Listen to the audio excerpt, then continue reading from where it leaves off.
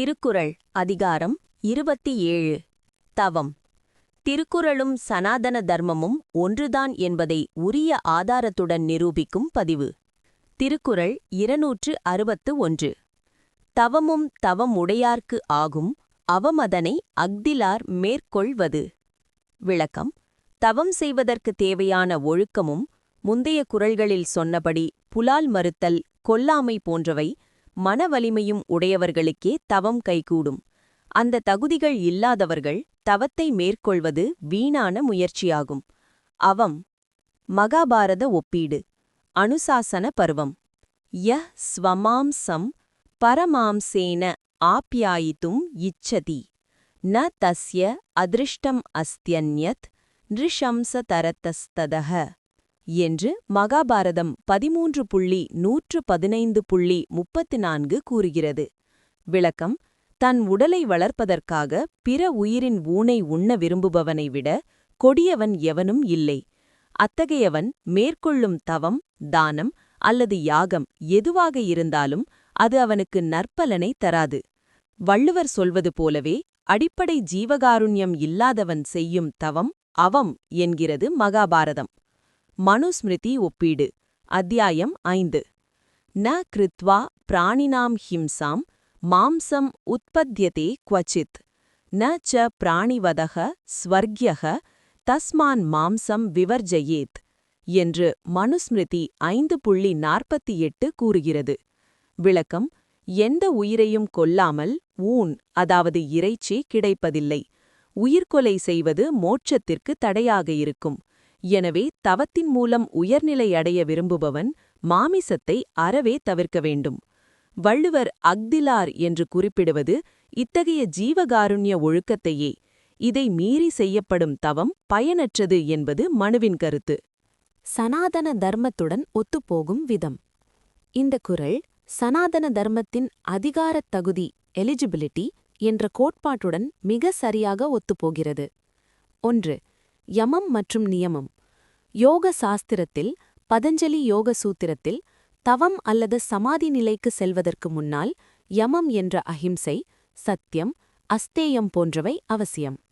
அஸ்திவாரம் இல்லாமல் கட்டிடம் எழுப்ப முடியாது என்பது போல கொல்லாமை மற்றும் புலால் மறுத்தல் இல்லாத தவம் வீண் என்பது சனாதன தர்ம நிலைப்பாடு. 2. தர்மமும் தவமும்.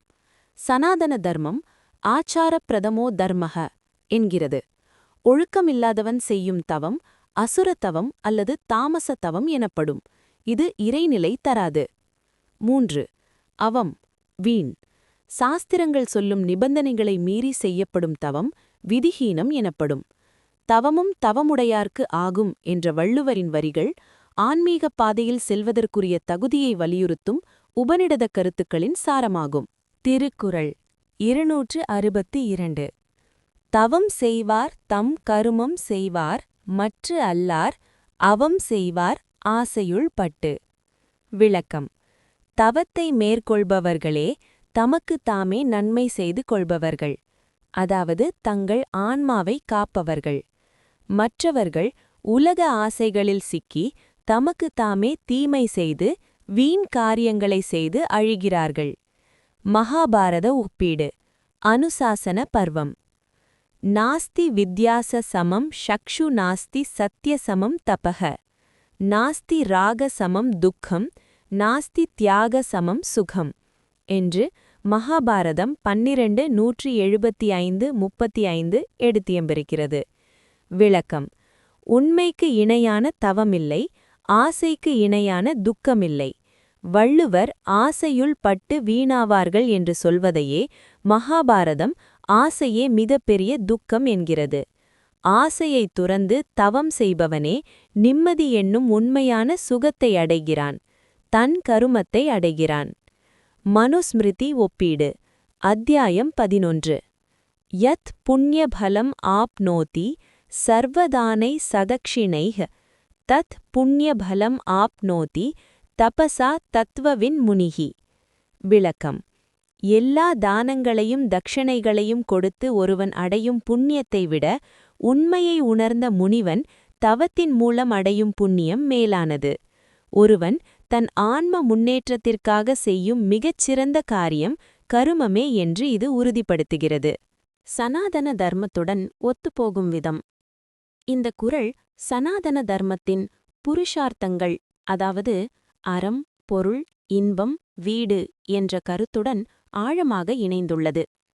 ஸ்வதர்மம், அதாவது தம் கர்மம். கீதையில் கிருஷ்ணர் ஸ்வதர்மம் பற்றி பேசுகிறார். ஒரு ஆன்மாவின் உண்மையான கடமை என்பது பிறப்பு இறப்பு சுழற்சியிலிருந்து விடுபடுவதே. அந்த விடுதலையை தரும் தவத்தை செய்பவர்களே தம் கருமம் செய்வார். பந்தம் மற்றும் மோட்சம்.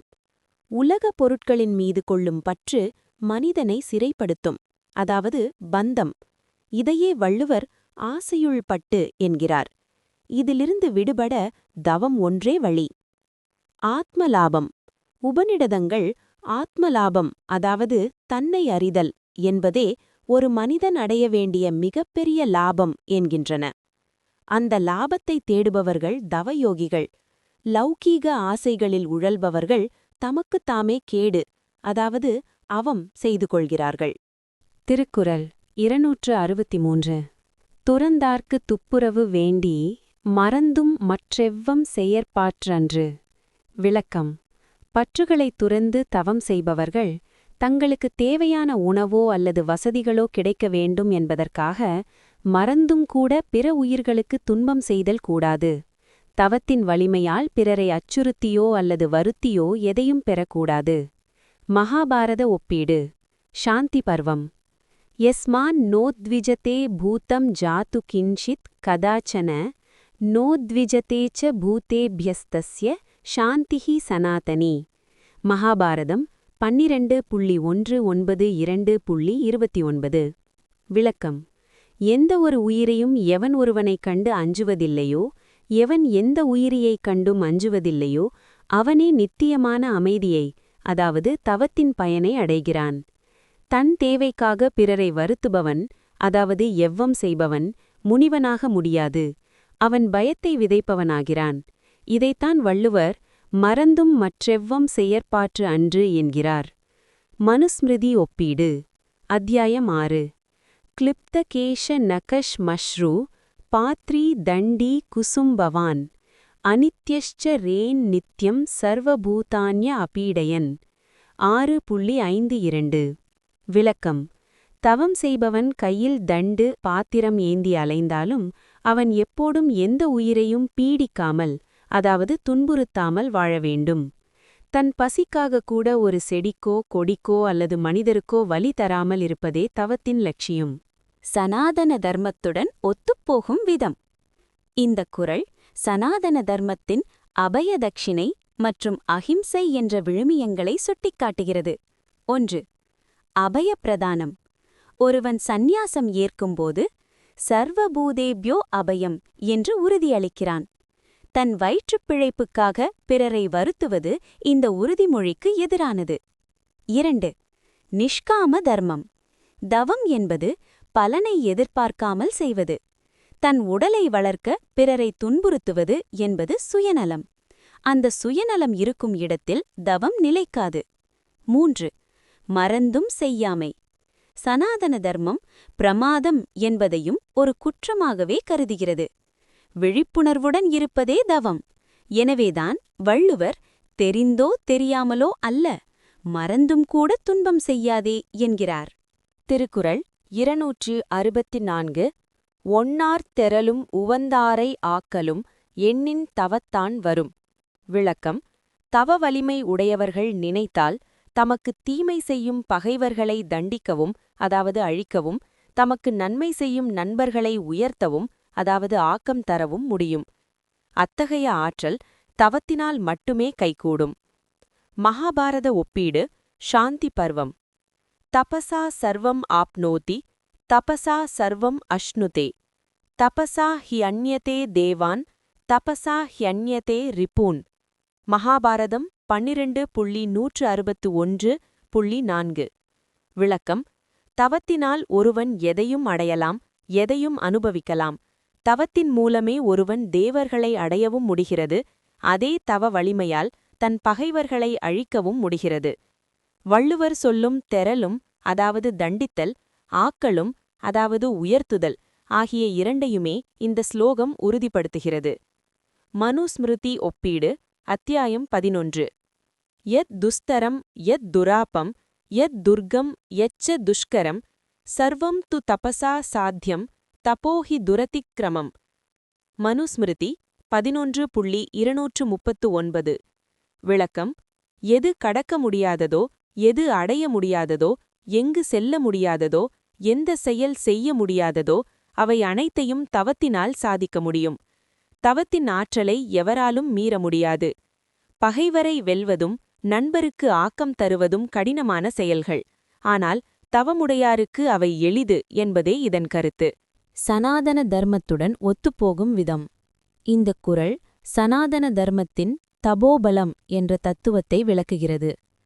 சபமும் அனுக்கிரகமும். சனாதன தர்மத்தின் இதிகாசங்களில் முனிவர்கள் பகைவர்களை சபிக்கவும், தெறல் நல்லவர்களுக்கு வரமளிக்கவும் ஆக்கம் வல்லவர்களாகச் சித்தரிக்கப்படுகின்றனர். உதாரணமாக விஸ்வாமித்ரர், துர்வாசர். இது தனிப்பட்ட பழிவாங்கல் அல்ல, தர்மத்தை நிலைநாட்ட பயன்படுத்தப்படும் அதிகாரம். சங்கல்ப சக்தி. தவம் செய்பவனின் மனம் ஒருமுகப்பட்டிருப்பதால் அவனது சங்கல்பம் பலிக்கிறது.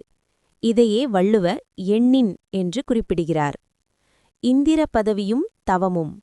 தவத்தினால் ஒருவன் இந்திர பதவியையே அடைய முடியும் அல்லது இந்திரனையே பதவியிலிருந்து இறக்க முடியும் என்பது புராணக் கருத்து. இது தவத்தின் எல்லையற்ற ஆக்க மற்றும் அழிவு சக்தியை காட்டுகிறது. திருக்குறள் 265. வேண்டிய வேண்டியங்கு எய்தலால் செய்தவம் ஈண்டு முயலப்படும். விளக்கம்: தவம் செய்வதால் தான் விரும்பியவற்றை விரும்பியவாறே அப்படியே அடைய முடியும் என்பதால் ஒருவன் இவ்வுலகிலேயே தவத்தை மேற்கொள்வதற்கு முயற்சி செய்ய வேண்டும். மகாபாரத ஒப்பீடு, அனுசாசன பருவம். தபசா யத் யதாப்னோதி தத் ததாப்னோதி நிச்சயம். தபசாஹி சமாப்னோதி சர்வம் என் மனசா கதம். மகாபாரதம் 13.111.12. விளக்கம்: ஒருவன் தவத்தின் மூலம் எதை பெற விரும்புகிறானோ அதை அவன் நிச்சயமாக பெறுகிறான். ஒருவன் தன் மனதால் எதையெல்லாம் எண்ணுகிறானோ அவை அனைத்தையும் தவத்தினால் முழுமையாக அடைய முடியும். வள்ளுவர் சொல்லும் வேண்டிய வேண்டியங்கு எய்தலால், விரும்பியதை விரும்பியபடியே அடைதல் என்ற கருத்தை இந்த ஸ்லோகம் அப்படியே பிரதிபலிக்கிறது. மனுஸ்மிருதி ஒப்பீடு, அத்தியாயம் 11. யத் புண்ணியம் யச்ச பாபக்னம் யத் பிராப்யம் யச்ச துஷ்கரம் தத் சர்வம் தபசா சாத்யம் தபோஹி துரதிக்ரமம். மனுஸ்மிருதி 11.238. விளக்கம்: எது புண்ணியமோ, எது பாவத்தை போக்குவதோ, எது அடையப்பட வேண்டிய இலக்கோ, எது செய்தற்கு அரியதோ அவை அனைத்தையும் தவத்தினால் சாதிக்க முடியும். இவ்வுலகில் முயற்சி செய்து அடைய முடியாத இலக்குகளைக் கூட தவம் எளிதாக்கும் என்பதை இது உறுதிப்படுத்துகிறது. சனாதன தர்மத்துடன் ஒத்துப்போகும் விதம். இந்த குறள் சனாதன தர்மத்தின் சங்கல்ப சித்தி, பவர் ஆஃப் இன்டென்ட் என்ற தத்துவத்தை விளக்குகிறது. சங்கல்பம். ஒரு யோகி அல்லது தபஸ்வி ஒரு விஷயத்தை மனதார எண்ணினால், சங்கல்பம் செய்தால் பிரபஞ்சமே அதற்கு அடிபணியும் என்பது சனாதன தர்ம நம்பிக்கை. இதையே வள்ளுவர் வேண்டிய வேண்டியங்கு என்கிறார். காமதேனு அல்லது கற்பக விருட்சம். புராணங்களில் சொல்லப்படும் காமதேனு அல்லது கற்பக விருட்சம் எப்படி நினைத்ததை தருமோ, ஒருவனுடைய தவம் அவனுக்கு அந்த ஆற்றலை தருகிறது. ஈண்டு முயலப்படும். தவம் என்பது ஏதோ மறுமைக்காக, ஸ்வர்க்கத்திற்காக மட்டும் செய்யப்படுவது அல்ல. இவ்வுலகிலேயே ஒருவன் தன் லட்சியங்களை அடையவும் மேன்மையுறவும் தவம் மிகச்சிறந்த கருவி என வள்ளுவர் சனாதன தர்மத்தின் கர்மயோகத்தை வழிமொழிகிறார். திருக்குறள் 266. தவம் செய்வார் தம் கருமம் செய்வார், மற்று அல்லார் அவம் செய்வார் ஆசையுள் பட்டு. விளக்கம்: தம்முடைய ஆன்ம முன்னேற்றத்திற்காக தவத்தை மேற்கொள்பவர்களே உண்மையில் தமக்கு தேவையான கடமையைச் செய்கிறார்கள். அவ்வாறு செய்யாத மற்றவர்கள் சிற்றின்ப ஆசைகளில் சிக்கி தங்களுக்குத் தாங்களே தீமையை அதாவது வீணான செயல்களை தேடிக்கொள்கிறார்கள். மகாபாரத ஒப்பீடு. அனுசாசன பர்வம். ஆத்மார்த்தே பிருத்திவீன் தியஜேத் தபசா ஹி ஜயத்யேனம் மோகம் ஜாலமிவோத்திதம். விளக்கம். தன் ஆன்மாவுக்காக ஒருவன் பூமியையே துறக்கலாம். எழுந்திருக்கும் வலை போன்ற இந்த உலக மாயையை, அதாவது மோகத்தை, ஒருவன் தவத்தினால் மட்டுமே வெல்ல முடியும். வள்ளுவர்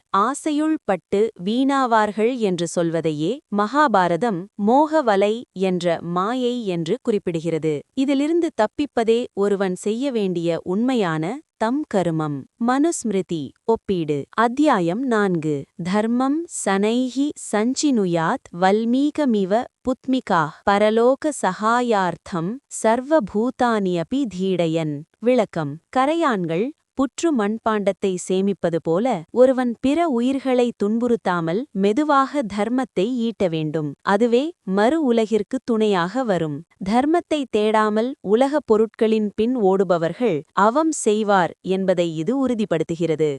சனாதன தர்மத்துடன் ஒத்துப்போகும் விதம். இக்குறள் சனாதன தர்மத்தின் விவேகம் டிஸ்கிரிமினேஷன் மற்றும் வைராக்கியம் டிட்டாச்மெண்ட் ஆகிய அடிப்படை கொள்கைகளை விளக்குகிறது. நித்திய வஸ்து விவேகம். எது நிலையானது ஆன்மா, எது நிலையற்றது ஆசை உலகப் பொருட்கள் என்று பிரித்தறியும் திறனே ஞானம். நிலையானதை தேடி தவம் புரிபவன் புத்திசாலி, தம் கருமம் செய்வார். நிலையற்ற ஆசையில் விழுபவன் அறிவிலி. பஞ்சகோசம். மனிதன் அன்னமய கோசம், பிராணமய கோசம் போன்ற அடுக்குகளைக் கடந்து ஆனந்தமய கோசத்தை, அதாவது தவம் மூலம் அடைய வேண்டும். ஆசையிலேயே உழல்பவன் உடல் ரீதியான கீழ்நிலை அடுக்குகளிலேயே சிக்கி அழிகிறான். ஆன்மாவின் கடமை. சனாதன தர்மம் மனித பிறவியின் முக்கிய நோக்கமே மோக்ஷம் என்கிறது. அந்த மோக்ஷத்திற்கு வழிவகுக்கும் தவம் செய்யாதவன் தன் பிறவிப் பயனையே வீணடிக்கிறான், அதாவது அவம் செய்கிறான். திருக்குறள் 267. சுடச்சுடரும் பொன்போல் ஒளிவிடும் துன்பம் சுடச்சுட நோற்பல இப்பவர்க்கு. விளக்கம். நெருப்பில் இட்டு சுடச்சுட பொன்னானது தங்கம் தனது அழுக்கு நீங்கி மேன்மேலும் ஒளி வீசும். அதுபோல தவம் செய்பவர்களை துன்பங்கள் வருத்த வருத்த அத்துன்பங்களை பொறுத்து கொண்டு அவர்கள் மேற்கொள்ளும் தவமானது அவர்களுக்கு மேன்மேலும் ஞான ஒளியை தரும். மகாபாரத ஒப்பீடு. சாந்தி பர்வம். யதா ரூப்யஞ்ச ஹேமஞ்ச சுத்யதே பாவகௌ விபௌ ததா தபசா தக்த பாபானாம் விமலம் மனஹ. மகாபாரதம் 12:189-14. விளக்கம்.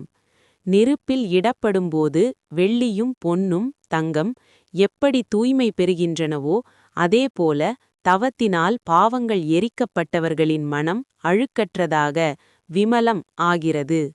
வள்ளுவர் ஒளிவிடும் என்று சொல்வதையே மகாபாரதம் விமலம் என்று குறிப்பிடுகிறது.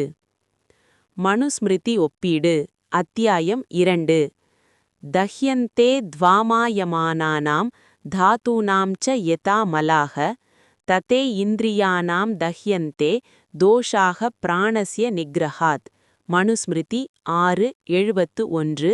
சில பதிப்புகளில் 2ஆம் அத்தியாயம். விளக்கம்.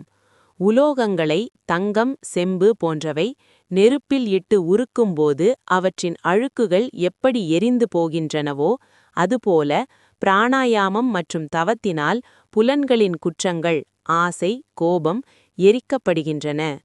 துன்பங்களை நெருப்பாகவும் ஆன்மாவை தங்கமாகவும் உருவகிக்கும் வள்ளுவரின் சிந்தனை இங்கு அப்படியே பிரதிபலிக்கிறது. சனாதன தர்மத்துடன் ஒத்துப்போகும் விதம். இக்குறள் சனாதன தர்மத்தின் சித்த சுத்தி என்ற தத்துவத்தை விளக்குகிறது. துன்பம் என்பது சோதனையல்ல, சுத்தி. சனாதன தர்மத்தில் துன்பங்கள், அதாவது பிராரப்த கர்மாக்கள், ஒருவனை அழிப்பதற்காக வருவதில்லை, மாறாக அவனை பக்குவப்படுத்தி இறைவனை நோக்கிக் கொண்டு செல்லவே வருகின்றன. இதையே வள்ளுவர் சுட சுட ஒளிவிடும் என்கிறார். தபஸ் என்ற சொல்லின் பொருள் தப் என்ற சமஸ்கிருத வேர்ச்சொல்லுக்கு சுடுதல் அல்லது வெப்பப்படுத்துதல் என்று பொருள். ஒருவன் தன்னை தவக்கணலில் வாட்டும்போதுதான் அவனிடம் இருக்கும் ஆணவம், கன்மம், மாயை ஆகிய அழுக்குகள் நீங்கும். ஞானக்கணல்.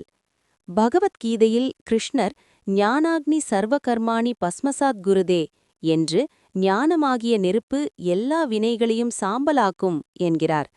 அந்த ஞான ஒளியை அடைய துன்பங்களை பொறுக்கும் திதிக்ஷா எனும் தவம் அவசியம் என்பதை இக்குறள் வலியுறுத்துகிறது. திருக்குறள் 268. தன்னுயிர் தானற பெற்றானை ஏனைய மண்ணுயிரெல்லாம் தொழும். விளக்கம். தன்னுடைய உயிர் என்ற பற்று நீங்கி யான் எனது என்ற அகங்காரம் அழிந்து தன்னை உணர்ந்த ஒருவனை, ஆத்ம ஞானியை, நிலை பெற்றுள்ள மற்ற எல்லா உயிர்களும் தெய்வமாக எண்ணித் தொழும். மகாபாரத ஒப்பீடு. சாந்தி பர்வம். மோக்ஷ தர்மம். யதா சர்வாணி பூதானி பிரசாந்தே சமதர்ஷினி ந பிப்யதி ந மன்யந்தே ததா முக்சியேத பந்தனாத். விளக்கம். எவன் ஒருவன் அகங்காரம் நீங்கி எல்லா உயிர்களிடமும் சமமான பார்வையை, சமதர்ஷி, கொண்டுள்ளானோ அவனை பார்த்து எந்த உயிரும் அஞ்சுவதில்லை. மாறாக எல்லா உயிர்களும் அவனிடம் தஞ்சமடைகின்றன. வள்ளுவர் தொழும் என்று குறிப்பிடுவதையே மகாபாரதம் உயிர்கள் அவனிடம் சரணடைந்து அமைதி பெறும் நிலை என்று கூறுகிறது. மனுஸ்மிருதி ஒப்பீடு. அத்தியாயம் 12. சர்வபூதேஷு சாத்மானம் சர்வபூதானி சாத்மனி சமம் பஷ்யன் நாத்மயாஜி ஸ்வாராஜ்யம் அதிகச்சதி. விளக்கம். எல்லா உயிர்களிலும் தன்னையும் தன்னுள் எல்லா உயிர்களையும் சமமாகக் காண்பவன் ஆத்மயாஜி அந்த பரம்பொருளின் நிலையை எட்டுகிறான். அத்தகையவனை உலகம் போற்றும். தன்னுயிர் தானற பெற்றான் என்பது தான் என்ற தனித்தன்மை மறைந்து எல்லாம் ஒன்றே என்ற அத்வைத நிலையை அடைவதை குறிக்கிறது. சனாதன தர்மத்துடன் ஒத்துப்போகும் விதம். இந்த குறள் சனாதன தர்மத்தின் மிக உயர்ந்த ஜீவன் முக்த நிலை, லிபரேட்டட் வைல் அலைவ், பற்றி பேசுகிறது. அகங்கார தியாகம். சனாதன தர்மத்தில் தவம் என்பதன் உச்சகட்டமே நான் செய்கிறேன் அகங்காரம் மற்றும் இது என்னுடையது மமகாரம் என்பதை விடுவதுதான். இதையே வள்ளுவர் தன்னுயிர் தானற என்கிறார். அத்வைத தரிசனம். தன்னுயிர் மற்ற உயிர்களிடமிருந்து வேறுபட்டதல்ல, எல்லாம் ஒரே ஆத்மாவின் பிரதிபலிப்பு என்று உணரும்போது அவனிடம் பகை இருக்காது. பகையில்லாத இடத்தில் அன்பு இருக்கும். அன்புள்ள இடத்தை பிரபஞ்சமே தொழும். பிரம்மவித் பிரம்மைவ பவதி. பிரம்மத்தை அறிந்தவன் பிரம்மமாகவே ஆகிறான் என்பது உபநிடத வாக்கு.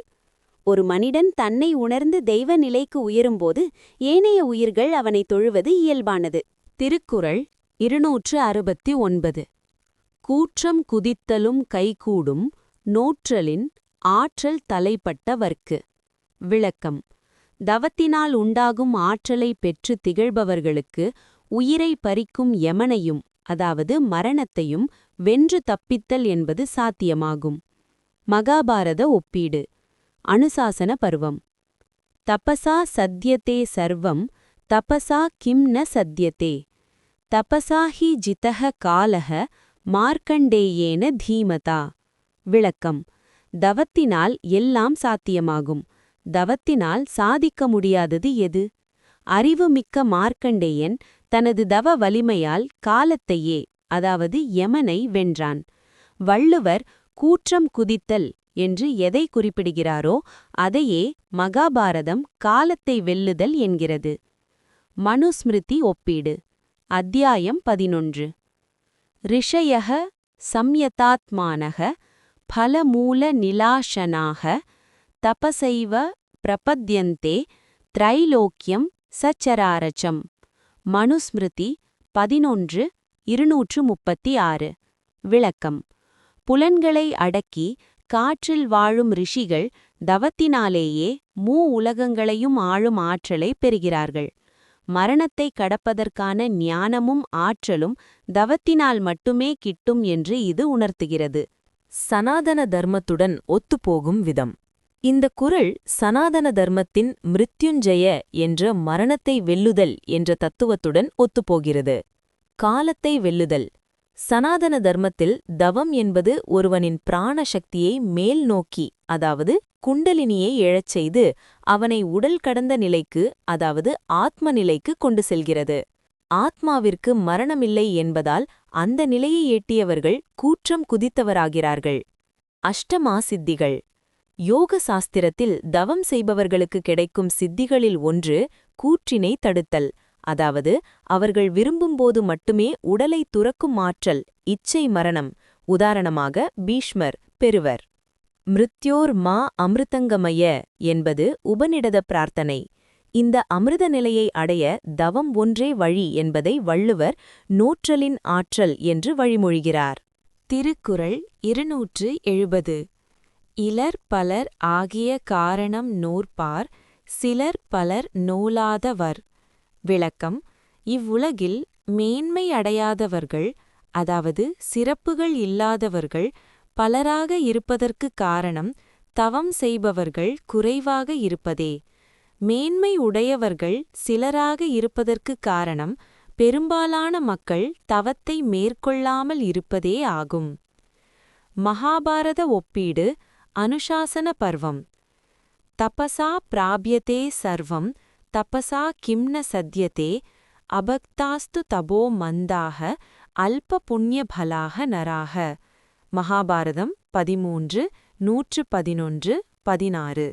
விளக்கம்: தவத்தினால் எல்லாவற்றையும் பெற முடியும், ஆனால் மந்த அறிவுடையவர்கள் தவத்தை மேற்கொள்வதில்லை. அதனால் அவர்கள் குறைந்த புண்ணிய பலன்களையே, அதாவது அற்ப வாழ்வையே பெறுகிறார்கள். வள்ளுவர் நோலாதவர் பலர் என்று குறிப்பிடுவதையே மகாபாரதம் தவத்தில் ஈடுபாடு இல்லாதவர்களே உலகில் அதிகம் என்று கூறுகிறது.